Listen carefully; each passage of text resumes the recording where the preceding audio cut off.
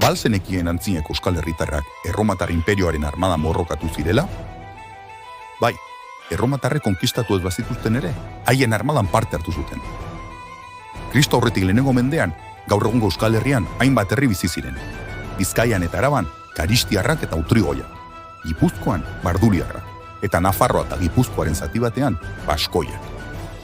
Erromatarrek Iberiar penintsulai oso hartu bazuten ere, ez zituzten lurralde hauek konkistatu. Baina bai, haiekin harreman politiko eta militarrak ez darri.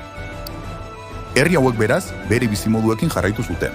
Herri gotortuetan, nekazaritzan, abeltzaintzan eta merkataritzan arituz eta tradizioak mantendu. Orduan, nola sartu ziren erromatar armadan? Hainbat modutara. Batzuk soldatapeko gisa sartu ziren, eta beste batzuk tropa auxiliarretan.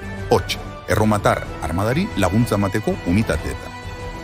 Iturri erromatarrek aipatzen dute, herritar hauek oso ezagunak zirela mendietan gerrilla taktika eta eraso azkarrak gauzatzen, eta baita oso trebeak zalditeria arinean ere. Horregatik, erromatarrek oso erabigarri ikusi zituzten borrokarako. Gainera, batzuek, Erromako konkistetan parte hartuzten, Britania eta Germaniako mugetan adibidez, eta guardia pertsonalak osatu zituzten, oso fidelak zirelako. Amaieran, askok, Erromako hiritartasuna lortu eta bertan bizi izan ziren. Horrek, Euskal Herritarren eta erromatarren arteko harremanak are gehiago sendotu zituen.